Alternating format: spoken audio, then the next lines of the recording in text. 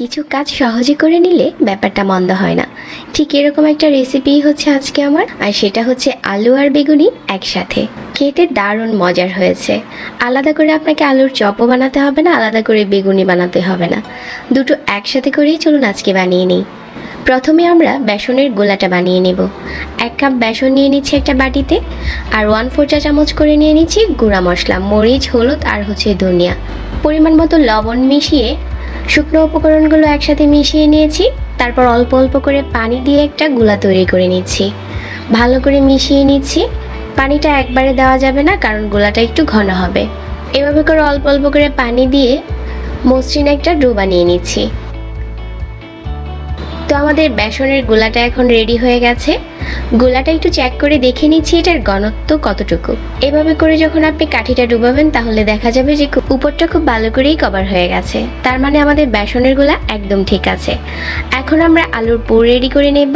এর জন্য আগে থেকে একটা পেঁয়াজ বেরেস্তা, 1/2 চা চামচ নিয়ে নিচ্ছি চিলি ফ্লেক্স, পরিমাণ মতো ধনেপাতা কুচি, আর হচ্ছে টেস্টি মশলা 1/2 চা চামচ। এখন এই সব কিছু আলুর পুরের সাথে মিশিয়ে নিচ্ছি। সব কিছু একসাথে মেশানো হয়ে গেছে। তারপর হচ্ছে আমি এগুলোকে একটু চেপে হাত দিয়ে কিছুটা লম্বা করে নিচ্ছি। আমাদের আলুর পুর রেডি হয়ে গেছে। এখন আমরা বেগুন রেডি করে নিচ্ছি।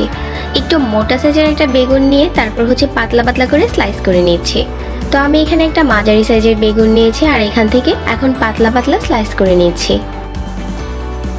যখন পাতলা স্লাইস করা হয়ে গেছে তারপর হচ্ছে একটা সাইডে আলুর পুর দিয়ে রোলের মতো বাজ দিয়ে দিচ্ছি।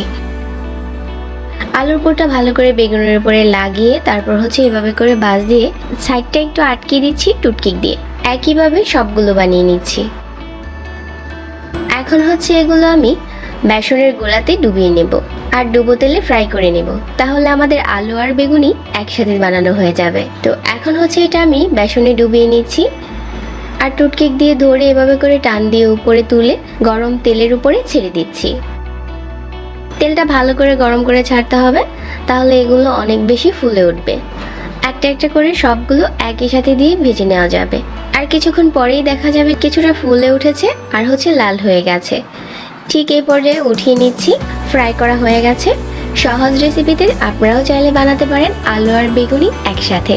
আলাদা করে বানানোর দরকার নেই, তবে টেস্ট খারাপ হয়নি। আশা করছি আমার আজকের রেসিপি সবার কাছে ভালো লেগেছে।